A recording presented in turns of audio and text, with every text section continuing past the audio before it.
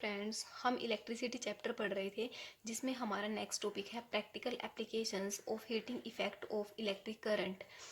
Applications क्या होती है? यूजेस। हमने क्या पढ़ना है? यूजेस पढ़ने हैं heating effect of electric current के। ठीक है, तो फर्स्टली हमारे पास एप्लीकेशन है electric heater, iron water heater, work on heating effect of current. जो ये डिवाइसेस है हमारे पास वो वर्क करती है किसके ऊपर? Heating effect of electric current के ऊपर। ठीक है, अब ये वर्क कैसे करती है? मतलब हम इन डिवाइसेस को करंट देंगे और उसकी वजह से हीट प्रोड्यूस करेगी। यही हमने पढ़ा था जूल्स लॉ ऑफ हीटिंग में भी। ठीक है, अब ये डिवाइसेस कैसे करती है प्रोड्यूस हीट, वो देखते हैं। When these appliances are connected to supply the electricity they becomes hot.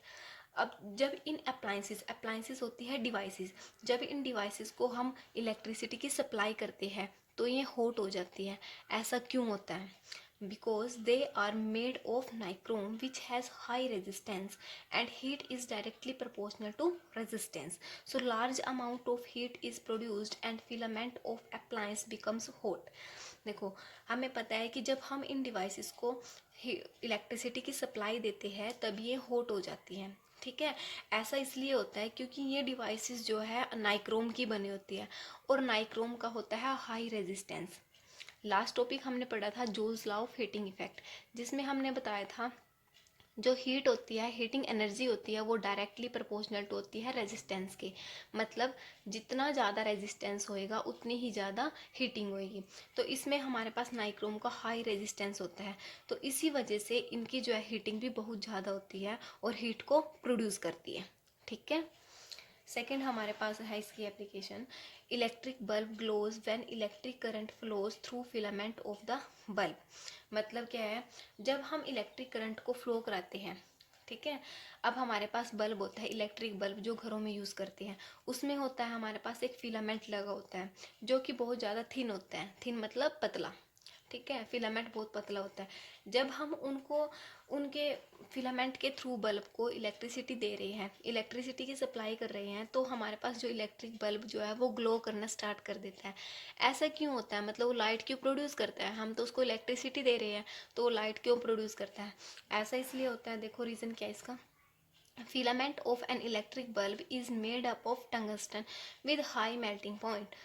ठीक है, देखो हमें पता है जो फिलामेंट होता है ना इलेक्ट्रिक बल्ब के अंदर, मैंने बताया है कि उसमें हम एक फिलामेंट यूज़ करते हैं जो कि बहुत पतला होता है। ठीक है, वो बना होता है टंगस्टन का, जिसका हाई मेल्टिंग पॉइंट होता है। ठीक है, ज़्यादा मेल्टिंग पॉइंट होता है, मतलब ज़्यादा इलेक्ट्रिसिटी प्रोड्यूस करने पर ही वो मेल्ट होता है, इससे पहले वो मेल्ट नहीं होगा। Since resistance of thin filament is very high. अब इसमें भी वही केस आ गया है कि जो थिन फिलामेंट होता है उसका रेजिस्टेंस क्या होता है? हाई। ठीक है, हमें पता है जो जितना ज़्यादा थिन होएगा फिलामेंट उतना ही ज़्यादा उसका रेजिस्टेंस होएगा। हमने ऊपर भी पढ़ा है उसका जिसका हाई रेजिस्टेंस होता है उसमें हीट भी उतनी ही प्रोड्यूस होती है। ठीक है, so large amount of heat is produced when electric current flows through the filament due to large amount of heat. Filament of bulb becomes white hot and emits light and heat. देखो हमने क्या बताया है इसके अंदर, हमारे पास लगा होता है बल्ब के अंदर फिलामेंट। ठीक है, फिलामेंट बना होता है टंगस्टन का जिसका हाई मेल्टिंग पॉइंट होता है। अब हम इसमें यूज़ कर रहे हैं थिन फिलामेंट। जितना ज़्यादा थिन फिलामेंट होएगा उतना ही उसका हाई रेजिस्टेंस होएगा, और जितना ज़्यादा हाई रेजिस्टेंस होएगा उतना ही उसके अंदर हीटिंग एनर्जी प्रोड्यूस होएगी, उतना ही मतलब वो हीट अप हो पाएगा। अब लार्ज अमाउंट ऑफ हीट वो प्रोड्यूस कर रहा है, large amount of heat produce करने की वजह से हमारे पास क्या होता है, जो फिलामेंट होता है वो वाइट हॉट होना स्टार्ट हो जाता है। जब वो वाइट हॉट होगा और एमिट करेगा लाइट और हीट। ठीक है, यहाँ तक ये थी इसकी सेकंड एप्लीकेशन। अब इसकी करते हैं थर्ड एप्लीकेशन। थर्ड एप्लीकेशन क्या बोलती है इसकी? Electric fuse in the electric circuit melts when large amount of current flows in the circuit. देखो, अब हम इलेक्ट्रिक फ्यूज़, हम घरों में देखा होगा कि हमारे जो इलेक्ट्रिक सर्किट होते हैं उसमें हम इलेक्ट्रिक फ्यूज़ का यूज़ करते हैं। इलेक्ट्रिक फ्यूज़ का क्यों यूज़ करते हैं हम उसमें, वो देखते हैं। क्योंकि इलेक्ट्रिक फ्यूज़ क्या होता है, सर्किट के अंदर मेल्ट्स हो जाता है। ठीक है, वो कैसे होता है उसके अंदर प्रोसेस, वो देखते हैं। Electric fuse is a safety device connected in series with the electric circuit. जो ये इलेक्ट्रिक फ्यूज़ होता है वो क्या होता है, एक सेफ्टी डिवाइस है। सेफ्टी डिवाइस मतलब सेफ रखती है हमारी इलेक्ट्रिकल अप्लायंसेस को, ठीक है। जो हमारा सर्किट होता है उसको ये शॉर्ट सर्किट होने से बचाती है, ठीक है। इसको हम कनेक्ट कर देते हैं इलेक्ट्रिक सर्किट के अंदर सीरीज़ में ही, हमेशा फ्यूज़ को सीरीज़ में ही लगाते हैं। Electric fuse is a wire made up of material whose melting point is very low. देखो इसमें क्या चीज़ है, हमारा जो इलेक्ट्रिक फ्यूज़ होता है वो क्या होती है, एक वायर होती है जिसका जो मटेरियल, हाँ वायर होती है, इसका मेल्टिंग पॉइंट क्या होता है, वेरी लो, मतलब जल्दी से ये मेल्ट हो जाती है। अगर थोड़ा सा ज़्यादा करंट फ्लो कर गया किसी भी सर्किट में से तो ये वायर क्या होती है, जल्दी से पिघल जाती है, मतलब मेल्ट हो जाती है ये वायर, ठीक है। When large amount of current flows through a circuit and hand through fuse wire, large amount of heat is produce. अब देखो कोई भी इलेक्ट्रिसिटी, कई बार क्या होता है कि जो पीछे से हमारे पास करंट आता है वो बहुत ज़्यादा मात्रा में सप्लाई हो जाता है, ठीक है। अगर कोई भी हमारे सर्किट को ज़्यादा से ज़्यादा करंट मिलेगा तो शॉर्ट सर्किट होने की संभावना रहेगी। लेकिन शॉर्ट सर्किट से बचने के लिए या फिर अपने सर्किट को अच्छा रखने के लिए हम क्या काम करते हैं, उसमें फ्यूज़ का यूज़ करते हैं। जैसे ही हाई क्वालिटी का मतलब हाई मात्रा में हमारे पास करंट आएगा, करंट आने की वजह से हमारे पास जो वायर है इसकी फ्यूज़ की, इलेक्ट्रिक फ्यूज़ की जो वायर है वो मेल्ट हो जाएगी, पिघल जाएगी वो, ठीक है। और जिसकी वजह से हमारे पास जो सर्किट होएगा वो ब्रोकन सर्किट जो है ब्रेक हो जाएगा वहीं का वहीं, और करंट आगे फ्लो नहीं कर पाने का, ठीक है। So that current stop flowing in the circuit, this save the electric circuit from burning, जिसकी वजह से हमारा जो सर्किट है वो शॉर्ट सर्किट से बच जाएगा, ठीक है। ब्रेकेज नहीं होगी आगे सर्किट की, फ्यूज़ हमारा मेल्ट हो जाएगा वहीं पे। आ गया समझ में।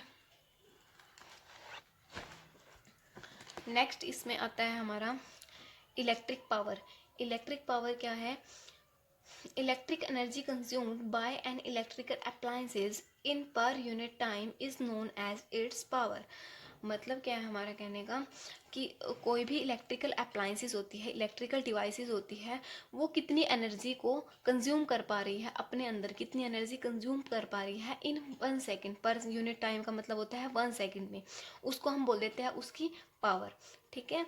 If W is the work is done in time T second then power is given by, अगर हमने W वर्क किया है किसी भी सिस्टम के ऊपर, ठीक है, T टाइम में, उसकी पावर क्या होगी, work upon time, work done by time. अब वर्क डन क्या होता है हमारे पास, हीट एनर्जी के इक्वल होता है। हीट एनर्जी का फॉर्मूला हमने जूल्स लॉ ऑफ हीटिंग में किया था, H इज इक्वल होता है I²RT, तो W के इक्वल हो गया, वर्क के इक्वल होता है, क्योंकि हमें पता है energy can neither be created nor be destroyed, it can only change from one form to another, ठीक है। इसलिए मतलब क्या कहने का, एनर्जी को ना तो हम बना सकते ना ही हम उसको नष्ट कर सकते, उसको सिर्फ हम एक फॉर्म से दूसरी फॉर्म में कन्वर्ट कर सकते हैं। मतलब क्या है, जो जितनी हम हीटिंग एनर्जी देंगे उतना ही हमारा वर्क हो जाएगा, तो हीट एनर्जी को हम वर्क डन भी लिख सकते हैं।